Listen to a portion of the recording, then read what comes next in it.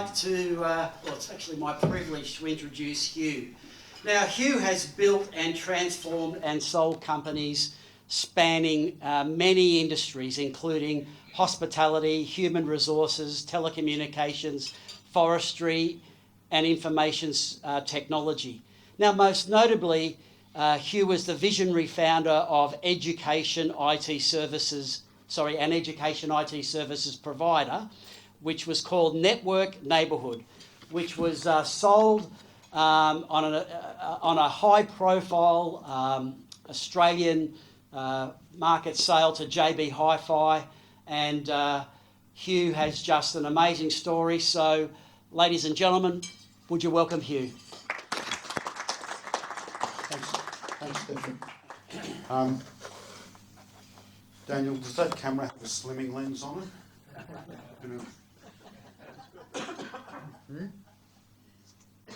Are you going to put that on me? Put that on you. Thank you. We're going to go through a few slides in a second. What have I got? 20 minutes? And then some? Good, I'll use the and then some first. Rather than talking about me. What I'd like you to do is everybody grab a partner. If there's 7 at a table, just move a little. Stand up and grab a partner. Stand up and grab a partner, because you're going to do one of two things. Everybody got a partner? All right. You're going to do one of two things. Listen to the instructions. You're going to either tell your partner something good that is happening, or something good that's happening to you. Now, why I say that? Because it says in Philippians, what is good, what is noble, what is right, what is pure. Let us focus on these things. But if you go look at the news, we focus on what's not. So you're either going to tell them something good, or you're going to give an affirmation. Right? Now, an affirmation is when you say something positive about somebody directly to them. Right? And it could be thanking them for something, it could be noticing about a way they behave, it could be noticing about something they do. You've all been introduced to the table, it could be noticing. Sometimes we look at affirmations and we go, they're that good at it? Like Stefan is that good at bridging people together, surely he knows it. But do you tell him? Do you tell him? Understand what I'm saying? Right, now, when you're using an affirmation, when you're giving an affirmation, a couple of things not to say is, I would like to, or I want to. I'd like to thank you. If you'd like to thank somebody, just go ahead and thank them. Like, really? I'd like to. Right? So don't say, I'd like to, or I want to. If you're giving an affirmation, look them directly in the eye. Speak to them, not just about them. Speak directly to them. This lovely lady has just come in there, so Stefan, maybe you could help with the lady there. Sure. How are you? Miriam? How are you? Good. She's just standing there, so I'm making sure that she's got somebody that can say something good or share with. Right? Be honest. If you're giving an affirmation, be honest. It's like if you stood next to me in a church in worship, don't come up and tell me that I sing well. Now, I know we all make a joyful noise, but mine's a bit like a resounding gong. I know that. So for the next couple of minutes, either tell them something good or an affirmation. Okay? Go.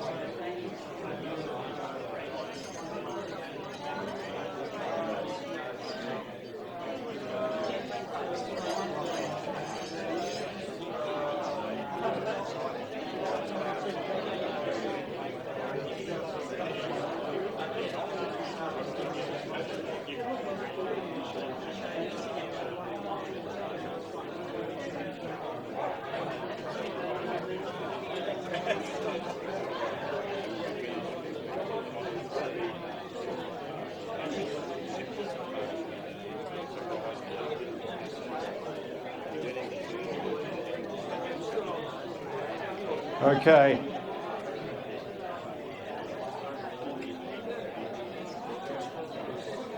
Okay. Let's just start finishing up.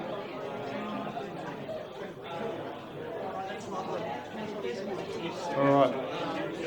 So let me ask you a question.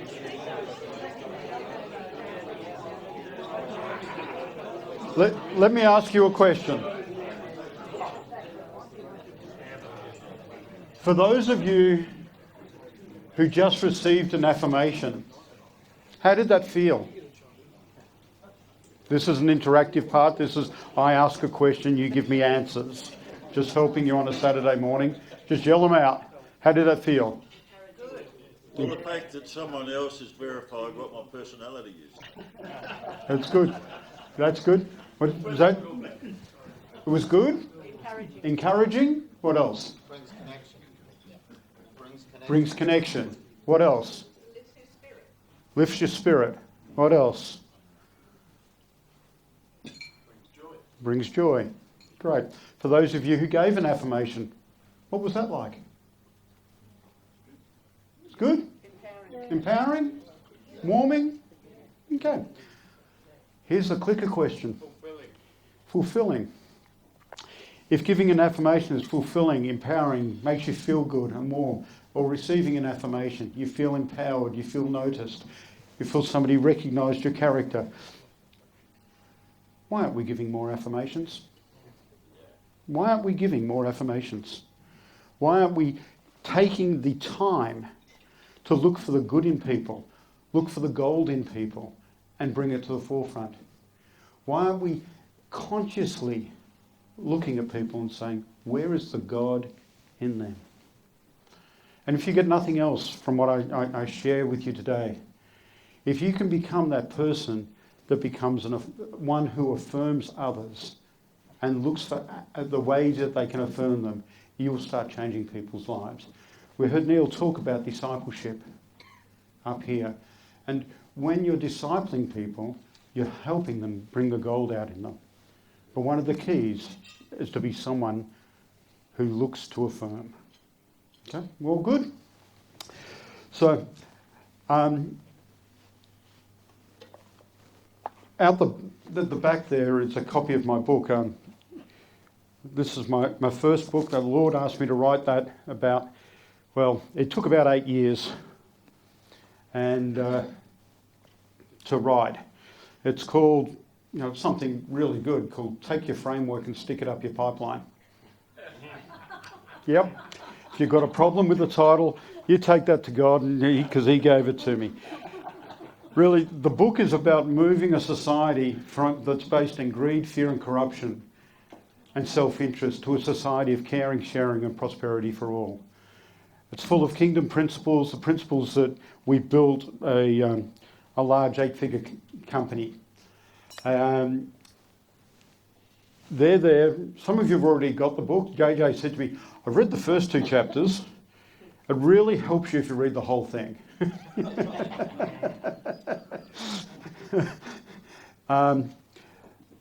As my gift to you, there's some books there to take away. Some of you have already got it. Drag it out and start reading it and underlining it. There's some good stuff in it.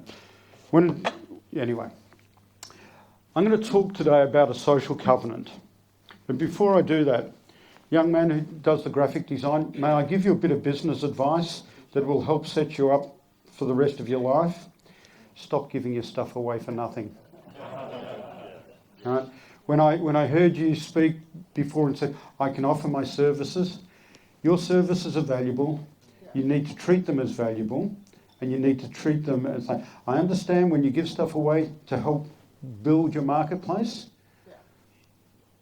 but you've got stuff inside of you that's gold, right? You've got a design talent that's gold. Yes, you can do a reduced price, but don't give your services away for nothing. Okay? Right. Today I'm going to talk with you about a social covenant.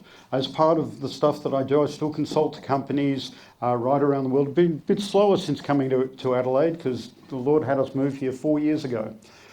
We're going to talk about a social covenant. Now, every business that we've run, in our family, or every organisation I deal with. Now, an organisation is where there's 2 or more people.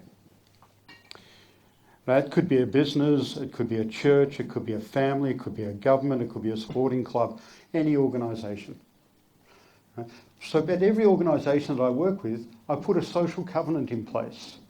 And that social covenant, we start with this. How do we want to treat each other when we are together? So I'm going to ask you to call out, how would we like to treat each other when we're together?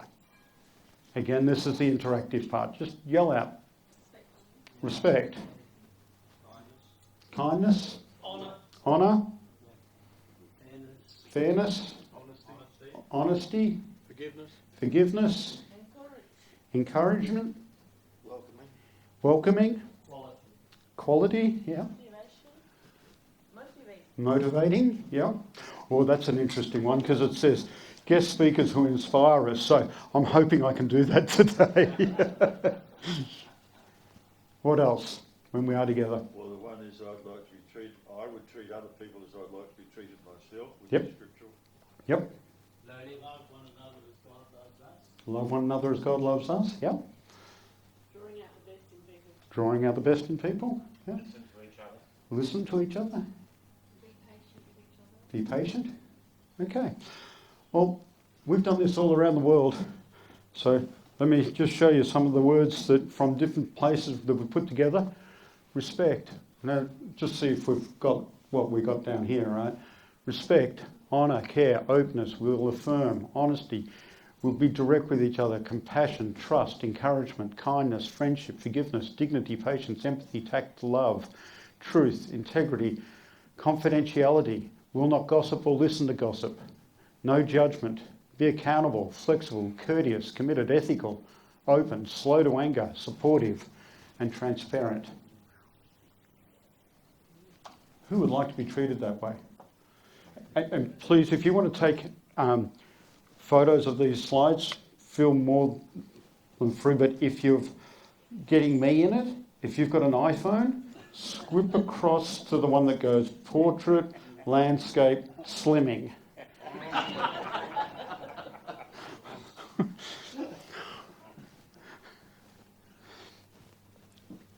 Who'd like to be treated this way? If that's not every hand in the room, we're in the wrong room, right? But what happens when someone violates that or doesn't treat you that way? What happens is we take offence, right? We take offence. And you know when people take offence because, there are different ways of dealing with conflict. You have the litigators. I'm right, you're wrong. You have the peacekeepers, where they'll sweep it under the mat. What's wrong? Nothing. What's wrong? Nothing. What's wrong? Nothing. Boom! And something explodes. You have the deniers. Nothing's happened, and they sweep it under the mat.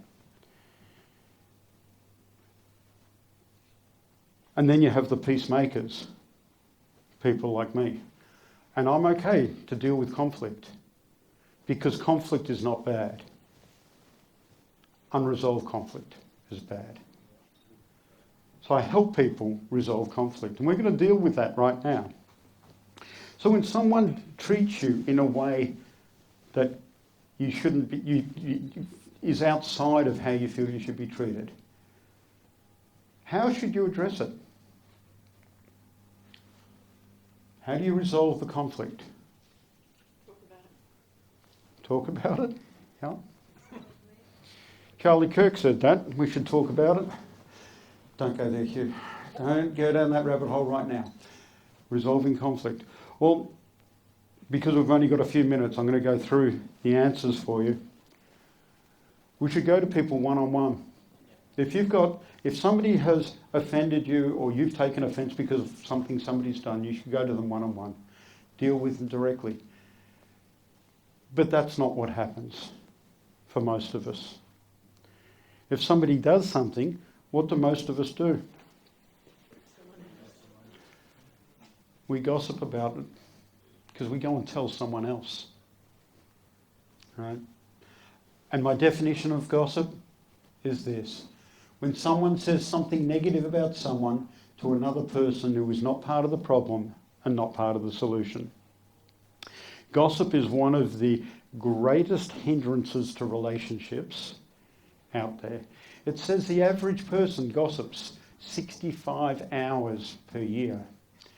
And if they gossip to you, that's only the average people. If you're good at gossiping, it's more. Right? Well, how much wasted time? Anyway, the average person gossips 65 hours. If they gossip to you, they're going to gossip about you. And if somebody's doing 65 hours gossiping, it means they're not being productive. It is the greatest thing. So we need to stop gossiping. Let's have a look at this. Because great people will talk about vision and ideas. Average people will talk about things. Small people talk about other people. And smaller people let them. And even smaller people will join them. And even smaller will tell others. Now, by all means, come up to me and talk to me about my friends. You know, I don't have gossip around me. Why? Because if people come up to me and say something bad about someone else, like if somebody came up to me and said something bad about Stefan, which I know not to be true, I would say, hang on a second. Am I part of the problem or part of the solution here? No. So that's gossip. How about we get Stefan on the phone and let's have this conversation right now? If you're saying something good about Stefan, I'm all ears. I want to hear that. But if you're saying something bad, we're not. So if I've got that sort of attitude that I don't want to listen to gossip, how much gossip do you think I hear? When people know that I'm going to ring and say, let's deal with it. Let's deal with that conflict. Have you spoken with that person? We good? When you approach somebody, why we don't go one-on-one is because we don't know how to approach people. So go in humility.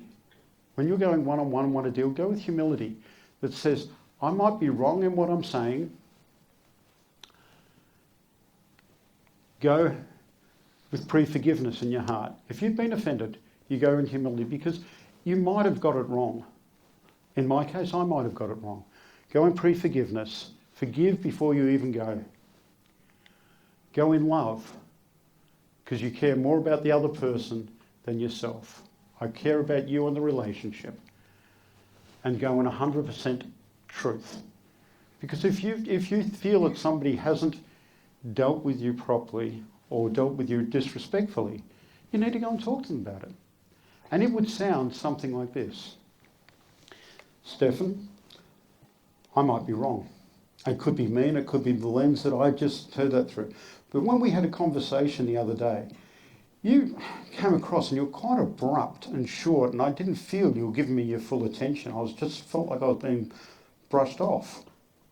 Is that how you felt? And Stefan's answer would be, no. What do you mean? No, I gave you my full attention. Because the misunderstanding was mine. And I took the offence.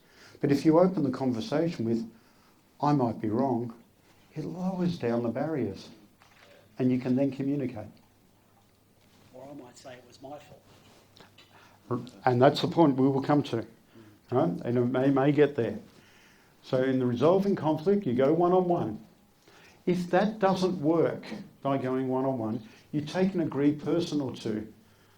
You might have read about this in a place called Matthew 18. Agreed person or two. And that's not a person or two to gang up on someone. That's actually to witness that the conversation's actually happening. Because some of us will go, well, Stefan, you were wrong. I've spoken to Julius about it. Gossiped. He agrees with me that you were wrong. Gossiped. I'm ruining relationships. You don't take people to gang up. You take people to verify. If that doesn't work, you take it before an agreed upon group. Now, the leadership group here in Full Gospel Business would have something like this in place. How do they resolve conflict? And this is a way to deal with it. Now, in all of those situations, there's either an apology. If you go to somebody, there's an apology or there's a form of separation. And Jesus had no problem with that. Right? I haven't got the time to do that there now. But when you go one-on-one, and as Stephen said, he might have said it was his fault. Great. Well, then we need to apologise. Now, why don't people apologise? Because they don't know how to do it. Just saying I'm sorry is not enough. I'm going to give you 6 steps for a healthy apology. These 6 steps will help restore relationships, because that's what an apology is for. State the offence. So if you've done something, now in any part of conflict, no one is 100% at fault. There's always 2 sides to it. In a marriage, when there's an argument or a high-level discussion, as we call them around our house, there used to be a lot more of those. We've got better. State the offence. I did this. Fairly simple. I did this. Second one is admit that you were wrong. I was wrong. Now let's just practice that for a minute, okay? Ladies in the room. No. Gentlemen, let me start with you first. Gentlemen, on the count of 3, you're going to go with me. I was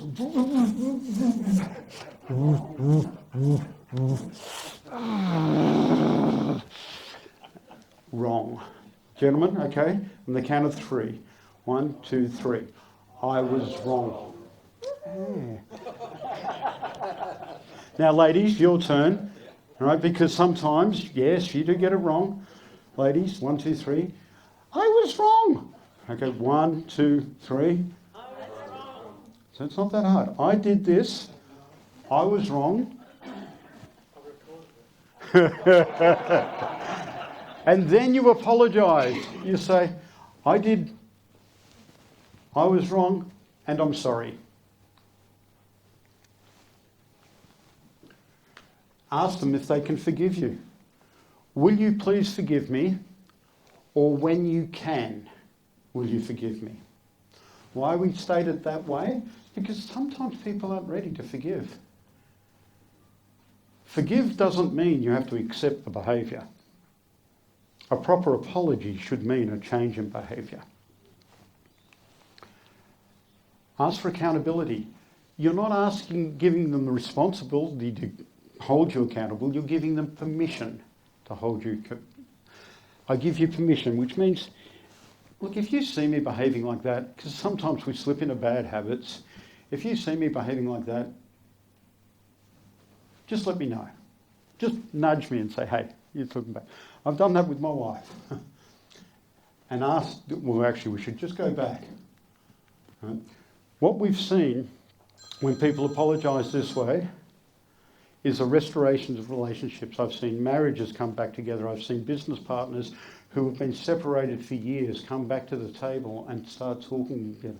I've seen parents and children bring relationships back together. I've seen people who work in government offices start talking to each other again, because it's designed to restore relationships. There's one more part to it, and this one's a big clicker. This one's huge. You've got through these steps, but if you really want to restore relationships, you ask this next question. Is there anything else I need to apologise for? Because it opens the door to discussion. And if there is, now in my case, I did this the first time I learned how to do it with my wife, and gents, don't ask this question of your wife until you're ready to hear the answer. Because I've got to tell you, she remembers what you did last week. She remembers that last Saturday you weren't nice in the morning. She remembers that 2 months ago you didn't open the car door for her. She remembers that 5 years ago, you didn't pick up your jocks and socks off the floor. She remembers that 20 years ago, she remembers stuff before you were even dating. Because it was still your fault then. But in all seriousness, if there's anything else there, it allows that forgiveness and restoration to happen.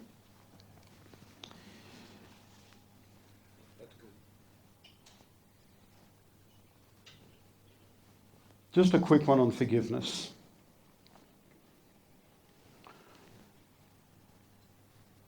Mark chapter 6.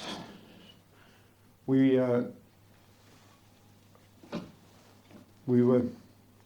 know what the Lord's Prayer is, right? Do it with me. Our Father, who art in heaven, hallowed be thy name. Thy kingdom come, thy will be done on earth as it is in heaven. Give us this day our daily bread, and forgive us our trespasses, as we forgive those who trespass against us. And lead us not into temptation, and deliver us from evil. Sounded like the murmuring of the Israelites. For thine is the kingdom, power and glory forever and ever. Amen. Close the Bible. I think the two next lines in the Bible are the two hidden secrets that no one talks about because we go amen and close the Bible. They actually weren't in the original text of the Bible. For thine is the kingdom, power, glory was not there. The next two verses says, for as much as you forgive one another, the Father in heaven will forgive you. And if you do not forgive one another, the Father in heaven will not forgive you. We can control how much forgiveness we get from the Father by the amount we're prepared to forgive others. To hear a story of a man whose daughter was brutally murdered, to walk in forgiveness. Thank you. Thank you for honouring what God does. So, that's a quick snippet of things to talk about. I could do a lot more and talk about a lot more. This is part of a program we call Transformational Leadership, which is a 2-day, well, it's a leadership training course. But what it is a training for us to build a better culture. It's not just about business. It's about how to be a better husband, how to be a better wife, how to be a better parent, how to build better relationships, how to run businesses better, how to talk with government better, how to do things better. Now, we're running one of these, when we're doing that, Stefan? November 21 and 22. Yep. You can get to that on our, if you want to come along to it, on our Live to Love webpage. We've put a discount in for the Full Gospel Business people, so there's a $100 discount on the ticket. You just put FGB as the access code. It is 2 days. It's a Friday and a Saturday. We've got morning tea, afternoon tea, lunch provided. But we're going to go through because my heart is to see the culture of business change, to see business change right around, and to see people live better lives. So thank you, and enjoy the day. If you've got any questions afterwards, come and see me. Awesome.